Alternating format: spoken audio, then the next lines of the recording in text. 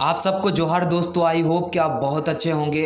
देखिए, north Korea की बात करें तो नॉर्थ कोरिया हमेशा कुछ ना कुछ ऐसे मिसाइल परीक्षण करते ही रहते हैं। तो इस बार भी एक और मिसाइल परीक्षण किया जिससे कि अमेरिका तक हिल गया। और अक्सर देखा जाए तो हम ये देखते थे कि जो भी और कभी भी मिसाइल परीक्षण करता तो उसके पड़ोसी देश साउथ कोरिया और जापान को सदमे लग जाता था और वे अमेरिका के पास पहुंच जाते थे। लेकिन ऐसा इस बार कुछ भी ऐसा नहीं हुआ। तो वो सीधा तौर पर अमेरिका को चैलेंज कर दिया इस बार। तो ऐसे में अमेरिका ने जो है तुरंत ही आपातकालीन बैठक बुलाई है कि नॉर्थ कोरिया के ऊपर।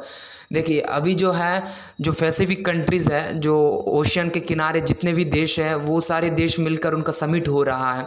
तो ऐसे में वहाँ बहुत सारी चीज़ों पर पैसिफिक बेसिस पे जितने भी चैलेंजेस है उसके बारे में चर्चा हो रही है। और उनके आसपास के जितने भी कंट्री है सारे कंट्रियों को इनवाइट किया गया और इसमें से एक नॉर्थ कोरिया भी है उस पैसिफिक कंट्रीज़, लेकिन इसको इनवाइट नहीं किया। तो ऐसे हालात में जो है नॉर्थ कोरिया ने जो सोचा कि भाई मेरे बात क्यों नहीं कर रहे हो, तो इसे बात को लेकर उन्होंने भी एक मिसाइल परीक्षण कर दिया।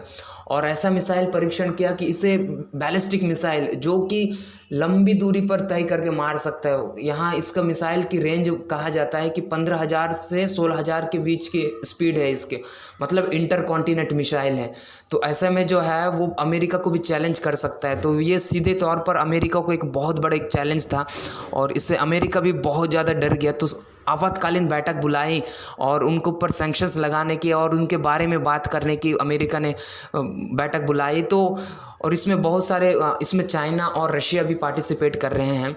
लेकिन यहाँ पर तो देखा जाए तो चाइना तो कुछ बोला नहीं अभी तक, लेकिन जो रशिया है उन्होंने तो अमेरिका को स्लैम कर दिया कि अमेरिका का ये सारे कर्म कांड है जिसके कारण नॉर्थ कोरिया ये सारे कर रहा है या मिसाइल परीक्षण कर रहा है। देखा जाए तो देखिए, जब भी नॉर्थ कोरिया के ऊपर बात होती है या उसके ऊपर सैंक्शंस लगाने की बात होती है यूएनओ में या इंटरनेशनल लेवल पर, तो यहाँ पर दो कंट्रीज है जो उन्हें हमेशा बचाते हैं। एक तो चाइना है, दूसरा जो है रशिया।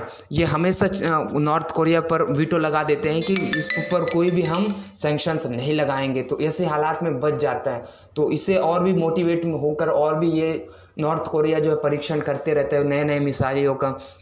तो एक और इसको विपरीत देखें तो अमेरिका भी इसका जिम्मेदार है कहीं ना कहीं। देखिए, अमेरिका इसके खिलाफ कुछ ना कुछ ऐसी योजनाएं बनाता है और ऐसे चीज़ों को करता है जो कि उसे बहुत ज़्यादा हर्ट करती है या उसे वायलेंस करती है। तो नॉर्थ कोरिया भी बहुत ज़्यादा टेंशन्स में रहता है। देखिए, इन लोग ग्रुपिज़म बना के अमेरिका चलता है, हमेशा नॉर्थ कोरिया के खिलाफ कुछ ना कुछ ऐसे बातें करते रहता है जिसके कारण जो नॉर्थ कोरिया को बहुत ज़्यादा परेशानी होती है।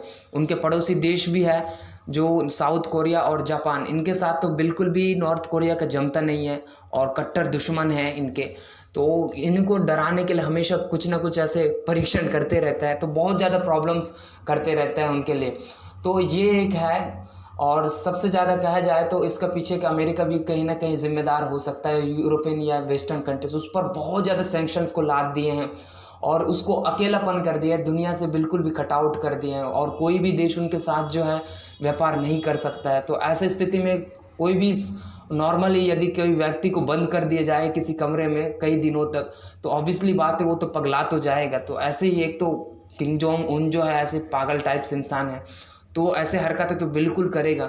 तो दुनिया को चाहिए कि नॉर्थ कोरिया को भी साथ में लेकर चले और उसे प्यार से हैंडल करे। हो सकता है इससे वो सुधर जाए या अपने लाइन पे आ जाए, तो कहीं ना कहीं दुनिया में शांति बने रहेगी। ये एक था। तो आपका क्या विचार है दोस्तों इस मुद्दे पर, आप मुझे बता सकते हैं।